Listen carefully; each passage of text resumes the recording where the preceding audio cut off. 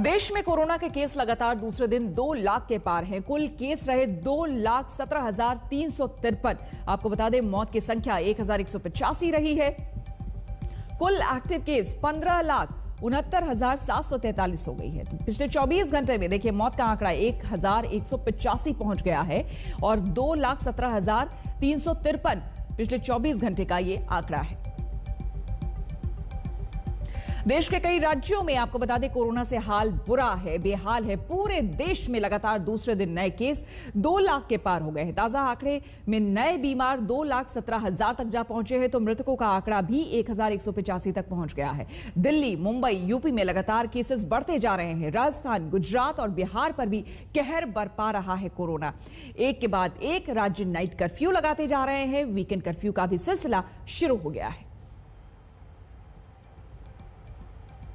2020 के मुकाबले अगर मैं ये कहूं कि 2021 में आपके पास कई 100 गुना ज़्यादा अनुभव है और बीमारी की गहराई को, बीमारी की गंभीरता को हम सब और ज़्यादा अच्छी तरीके से समझ चुके हैं। कोई शक की बात नहीं कि ये जो सर्ज है ये रैपिड है, इसके थोड़े से डिफरेंट करैक्टर्स हैं और इस डिफरेंट करैक्टर्स होने के कारण इसका अलग अलग तरीके से मैनिफेस्टेशन हो रहा है। तेजी से हमारे बेड्स भर रहे हैं, लेकिन ये भी सच है कि हम सब प्रकार की परिस्थितियों के बारे में आज उससे लड़ने के लिए ज़्यादा बेटर ढंग से इक्विप्ड है, कम से कम मेंटली, इंटेलेक्चुअली, मॉरली और अपनी करेज की दृष्टि से। हम रुकेंगे यहाँ पर एक छोटे से ब्रेक के लिए। बने रहे हमारे साथ, देखते रहिए आज तक। श्वेता झा और आप देख रहे हैं आज तक। बड़ी खबर इस वक्त की आपको बता दें, दिल्ली में कोविड के गहराते संकट के बीच केंद्रीय स्वास्थ्य मंत्री डॉक्टर हर्षवर्धन आज इंतजामों का जायजा लेने ग्राउंड जीरो पर उतरे। आपको बता दें डॉक्टर हर्षवर्धन ने एम्स जाकर डॉक्टरों से बात की और संकट के इस दौर में क्या कदम उठाए जाए इस पर बात हुई।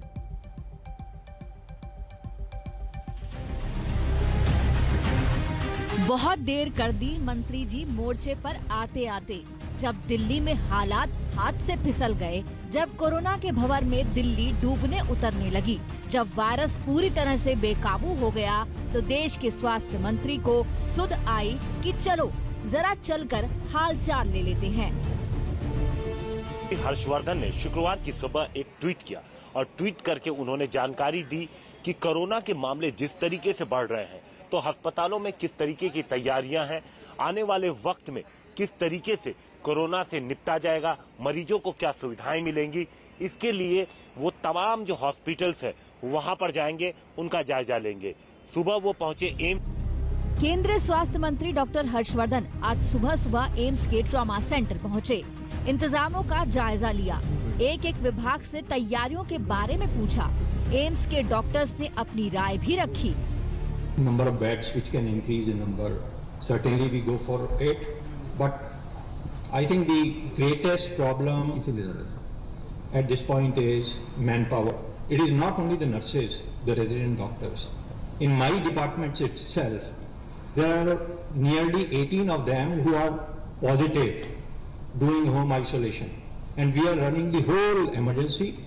एम्स के एक एक डिपार्टमेंट के एचओडी ने रिपोर्ट डायरेक्टर और स्वास्थ्य मंत्री के सामने रखी।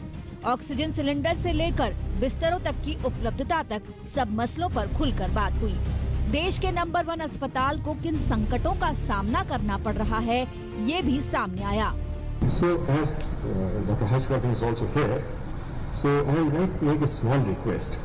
All posts which are lying vacant at various positions, maybe at the level of faculty or residents, at least those posts which are sanctioned can be filled at this stage so that we will have extra pair of hands.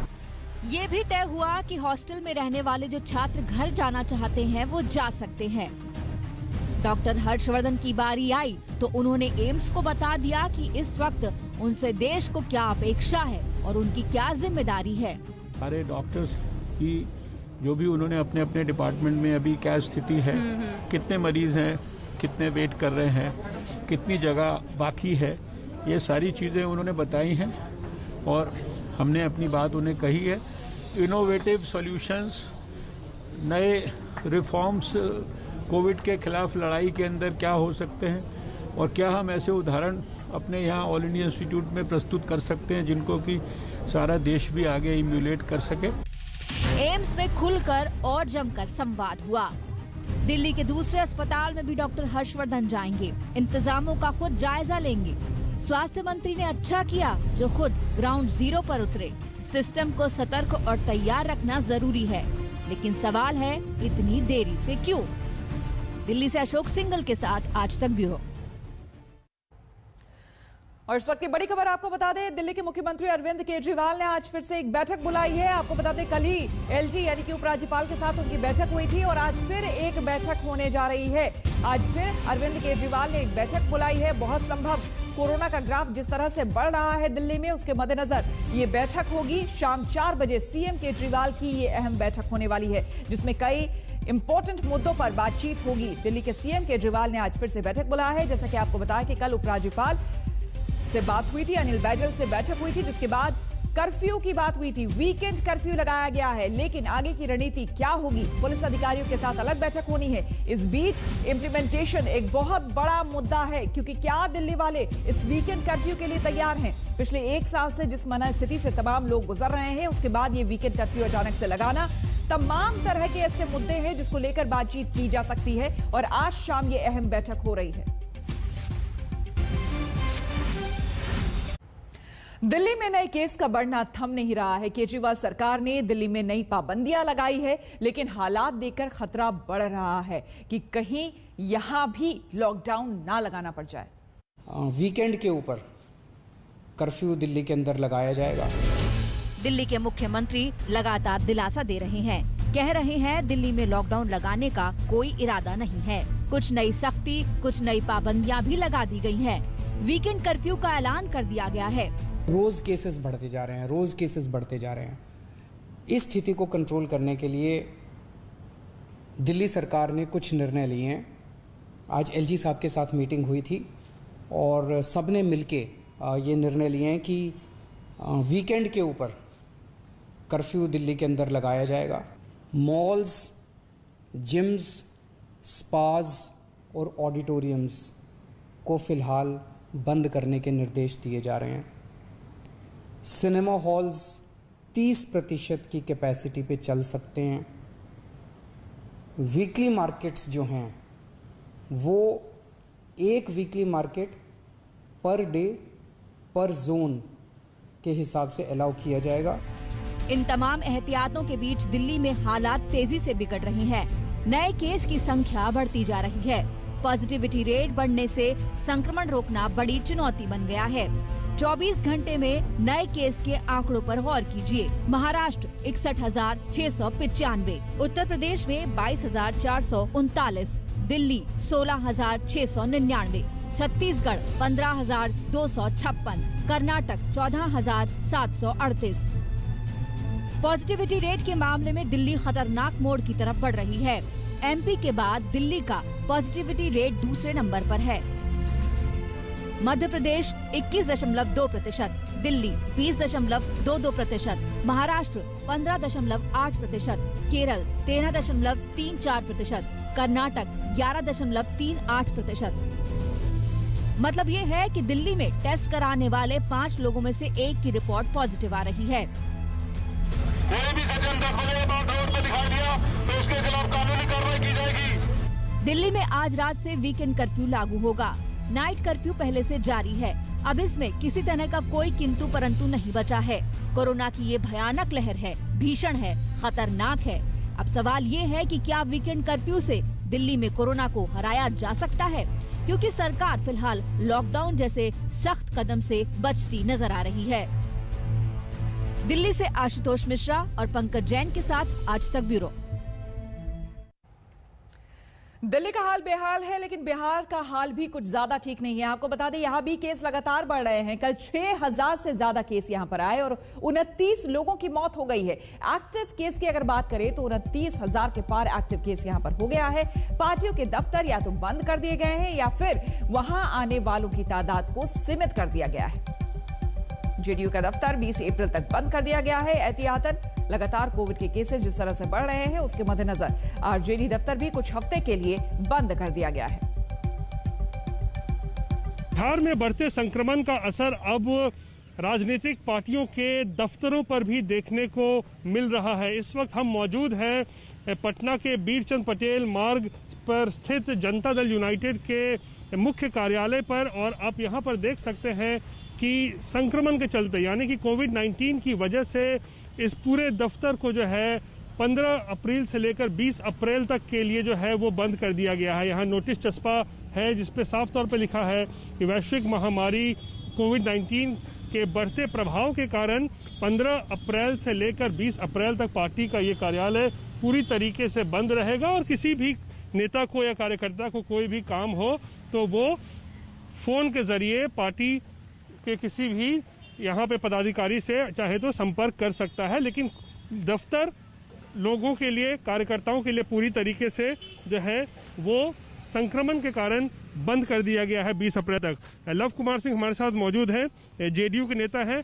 Party कार्यालयों पर भी असर दिख रहा है अब संक्रमण का? देखिए, पार्टी कार्यालय पर असर की बात नहीं है, क्योंकि अगर हम आगे बढ़कर नजीर पेश नहीं करेंगे तो हम दूसरे को क्या समझाएंगे कि आप दूरी बना कर रखें या घर में बंद रहें। जेडी का जो दफ्तर है वो पहले ही जो है वो बंद किया जा चुका है। वहाँ पे किसी भी कार्यकर्ता या फिर जो कोई विजिटर है उनको आने की इजाजत नहीं है।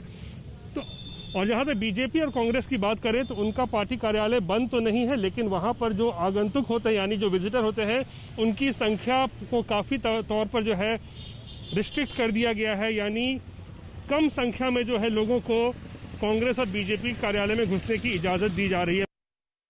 कोरोना के हमलों ने यूपी की राजधानी लखनऊ को हिलाकर रख दिया है। उत्तर प्रदेश के तमाम बड़े शहरों से भी कोरोना संक्रमण के दिल दहला देने वाली तस्वीरें सामने आ रही है। आलम यह है कि आखिरी संस्कार के लिए शमशान में जमीन कम पड़ने लगी है।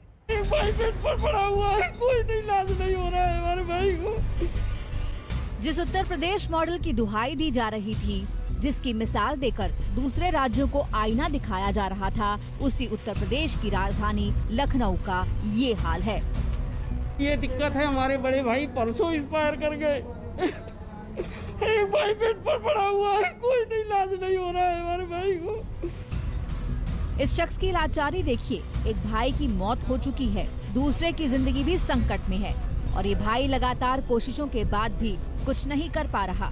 अस्पताल आकर इसकी उम्मीदें लगभग दम तोड़ चुकी हैं। कोरोना ने उत्तर प्रदेश की स्वास्थ्य व्यवस्था को घुटनों पर ला दिया है। यूपी के 5 शहरों में कोरोना के नए केस की तादाद देखिए। वाराणसी 1859, कानपुर 1266, गोरखपुर 750, लखनऊ 5183, प्रयागराज 1888। उत्तर प्रदेश में 24 घंटे के भीतर 22,000 से ज्यादा नए केस सामने आए हैं। महाराष्ट्र के बाद सबसे ज्यादा मामले उत्तर प्रदेश से ही आ रहे हैं। कोरोना की इतनी तेज रफ्तार से यूपी में स्वास्थ्य सेवाओं की सांसें फूलने लगी हैं। यूपी में कोरोना के बद से बदतर होते हालात के बीच मौत के आंकड़ों ने भी एक बड़ा सवाल खड़ा कर दिया है। सरकारी आंकड़े कहते हैं कि 24 घंटे में 104 लोगों की यूपी में मौत हुई, जिसमें उत्तर प्रदेश की राजधानी लखनऊ में ही 26 है। लेकिन आंकड़े दूसरी तरफ जमीन पर कुछ और ही नजर आते हैं।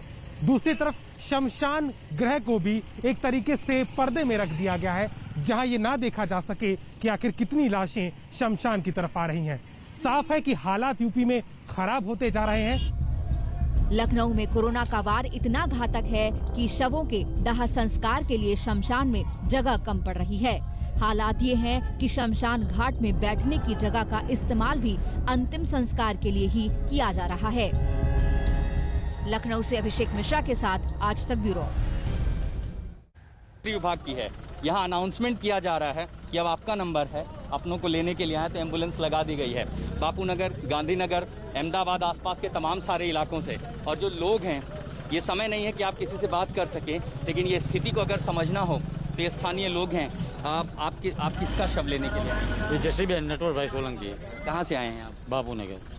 तो क्या बताया गया? अब सुबह की आती है लाश। कितने बजे आए थे? हम सुबह में 7 बजे आए थे। 7 अभी तक उन्होंने शव दिया नहीं? नहीं। अब ये तैयार किया है, लेने गए, अभी दे देगा। आप किसके लिए आए हैं चाचा? कौन था आपका यहाँ पे? मेरे घर से जो है आए, हम 4 बजे के यहाँ पे आए, अभी तक कोई लाश का कोई ठिकाना नहीं है। क्या कह रहे थे? वो देखते अभी आएगा। और आपको बता दें कि कुंभ पर कोरोना की मार पड़ी है। 2 अखाड़ों ने वक्त से पहले कुंभ समाप्ति की घोषणा कर दी है। ये अखाड़े अपनी छावनियां कल तक समेट लेंगे। कई साधु संतों को कोरोना हुआ है, जिसके बाद ये फैसला लिया गया है। तो आपको बता दें कि 68 साधु संतों को कोरोना हो गया है, जिसके बाद ये फैसला लिया गया है। कुंभ से आपको बता दें कि 500-500, 300-300 रोज के हिसाब से केसेस सामने यहां पर आ रहे थे। एक बार में जहां पर अंदाजा लगाइए 31 लाख लोग अगर वहां पर स्नान कर रहे हो, शाही स्नान कर रहे हो, तो वहां पर कितनी संख्या में कोरोना के केसेस वहां पर पाए जा सकते हैं, और इसी के मद्देनजर यह फैसला अब लिया गया है। महाकुंभ के मेष संक्रांति के मुख्य शाही स्नान के बाद कोरोना के मरीजों की, संक्रमित लोगों की संख्या पूरे देश में बढ़ती जा रही है। हरिद्वार में भी इसका साफ साफ असर दिखता है। एक दिन पहले जहां लाखों लोग इन्हीं रास्तों पर चलकर गए और उन्होंने गंगा पार करके हर की पौड़ी पर स्नान किया, वहीं अब यहां पर इक्का दुक्का लोग चलते दिखाई पड़ रहे हैं। दूर हर की पौड़ी और उसके आसपास के इलाकों में लोग तो दिख रहे हैं। भीड़ भले कम है, लेकिन लोगों के बीच लापरवाही ज्यादा दिख रही है। यहां से देखने पर ऐसा लगता है, लेकिन वहां सामने के पुल पर और इधर लोगों के बीच सामाजिक दूरी का ध्यान नहीं है। ये अलग बात है कि लोग यहां पर मास्क जरूर लगाकर हैं, मास्क लोगों ने लगा रखे हैं, लेकिन इससे ज्यादा बड़ी बात यह है कि जहां भी लोगों से बात करिए तो उनका सीधा सवाल यह होता है कि कई पुलिस वाले, आईटीबीपी के जवान, उन्होंने कहा कि जब चुनाव हो रहे हैं तो उस समय तो आप लोग दिखाते नहीं हैं। यहाँ कुंभ के मामले में सिर्फ आप दिखा रहे हैं कि कुंभ में लोगों ने सामाजिक दूरी का ध्यान नहीं रखा। उधर राजनीतिक रैलियों में क्या हो रहा है, ये भी चीज आप दिखाइए।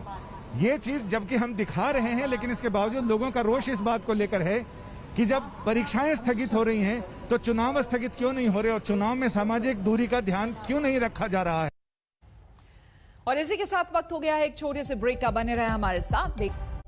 और कुछ और राज्यों की हम बात कर लेते हैं। बात करेंगे हम राजस्थान और कर्नाटक की। आपको हम आंकड़े दिखाते हैं कि किस तरह से इन 2 राज्यों में लगातार मामले बढ़ रहे हैं। राजस्थान की बात करें, पिछले 24 घंटे में 6,658 नए केस सामने आए हैं। मौत का आंकड़ा 33 तक पहुंच गया है। पिछले 24 घंटे में 33 मौत राजस्थान में हो चुकी है। जयपुर की बात करें तो 848 मामले यहां पर सामने आए हैं पिछले 24 घंटे में।